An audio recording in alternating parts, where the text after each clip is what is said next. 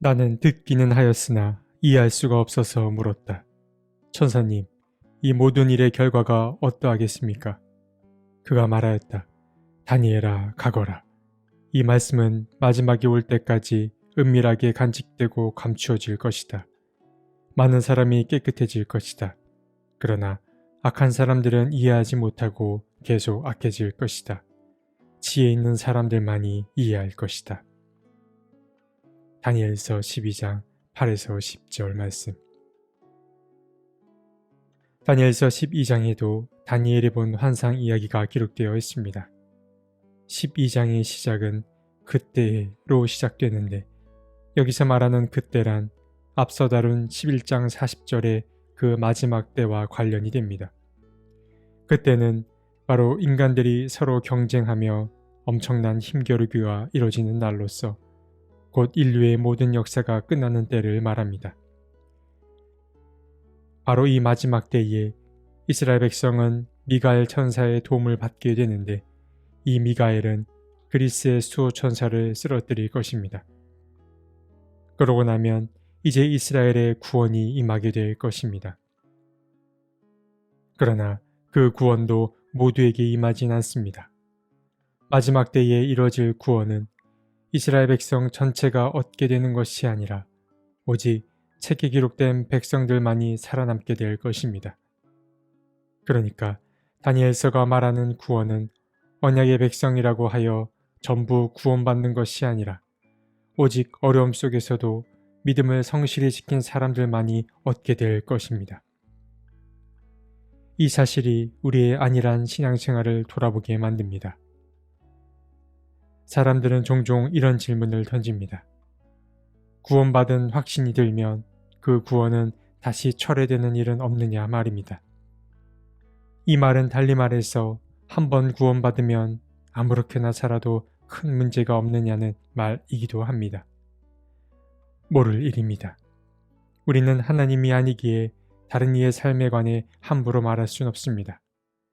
그러나 잘 구원받은 사람은 물론 함부로 살진 않겠으나 상식적으로 보았을 때 구원받고 나서 함부로 살겠다는 사람의 마음을 하나님이 기뻐하진 않으시리라 여겨집니다.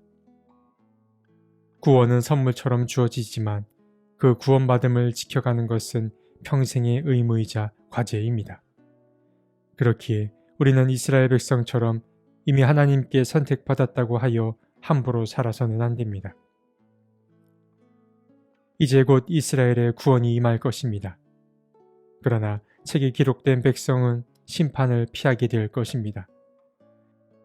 그런데 놀랍게도 이 봉인된 책에 기록된 사람들은 죽음마저 극복하게 됩니다.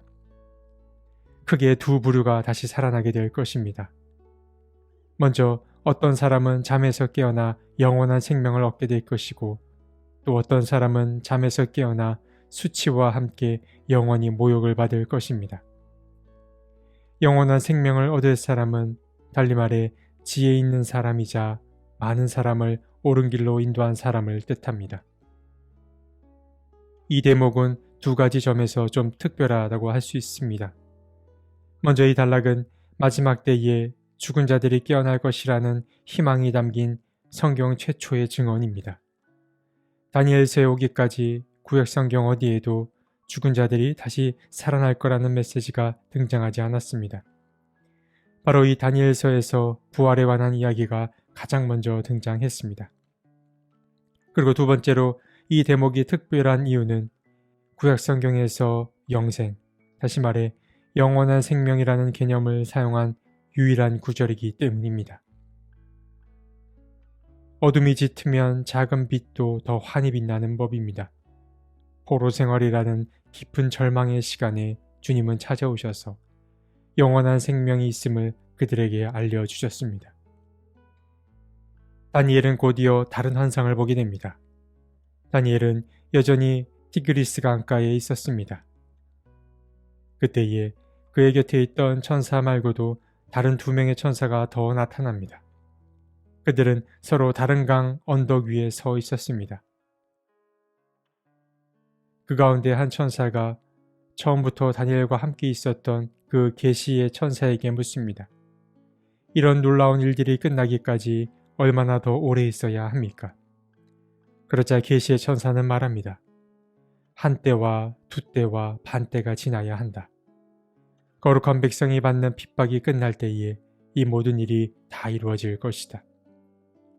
여기서 말하는 놀라운 일과 이 모든 일은 곧 11장 45절에서 12장 3절에 묘사된 사건을 일컫습니다. 그러니까 이 일이라고 하는 것은 곧 세상이 끝날 때를 말합니다. 하지만 다니엘은 천사들 옆에서 그 이야기를 다 듣고는 있었으나 들어도 이해할 수가 없었습니다. 그래서 그는 계시의 천사에게 묻습니다. 이 일들의 마지막은 무엇이냐고 그는 묻습니다. 하지만 천사는 그 말씀들은 마지막 때까지 숨기고 봉하고 도장 찍어 두어야 한다며 응답을 회피했습니다. 다만 그는 대신 당부의 메시지를 전해 주었는데 마지막 때가 가까우면 많은 사람이 스스로를 깨끗이 갈고 닦을 것이며 그와는 반대로 악인들은 더욱 악한 짓을 저지를 것이라 말해 주었습니다. 그러고 나서 천사는 알 수 없는 날 수를 이야기해 주는데 그 날들은 고대 세계의 날을 세는 방식으로서 하나의 암호 같은 날을 일컫습니다. 다니엘은 그렇게 천사로부터 당신은 부활과 영원한 생명에 참여하게 될 거라는 약속을 받으며 오늘의 이야기가 마무리됩니다. 이렇게 12장으로 구성된 다니엘서가 끝났습니다. 다니엘서는 요한계시록과 함께 더불어 묵시문학에 속하기에 많은 부분이 비밀이 기록되어 있습니다. 그래서 재미있게 읽을 수는 있으나 그 뜻을 헤아리기가 쉽지 않습니다.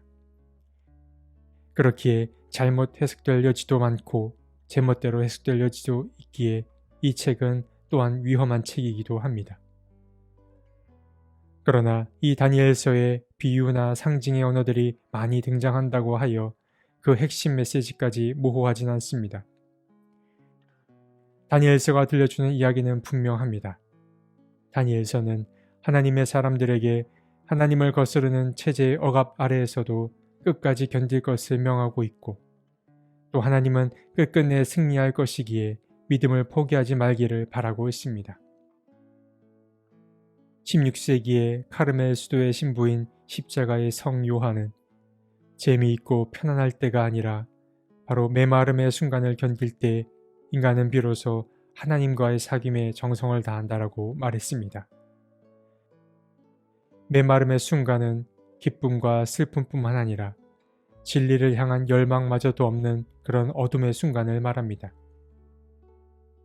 바로 이때만이 사람으로 하여금 참된 겸손과 사랑을 기를 수 있다고 그는 말했습니다. 그렇게 여기서 말하는 어둠은 하나님께로 나아가는 밝은 어둠인 것입니다. 어둡고 답답한 순간이 하나님을 알아가고 하나님을 만날 수 있는 좋은 때임을 잊지 않는 우리가 되었으면 좋겠습니다. 하나님, 우리의 영혼이 어두운 밤을 지날 때에 우리를 홀로 버려두지 말아 주십시오. 내게 닥친 어려운 순간을 인내하며 위기를 잘 넘어설 수 있게 도와주시고 그 시간이 오히려 하나님과 가까워질 수 있는 시간임을 잊지 않게 해 주십시오. 아멘.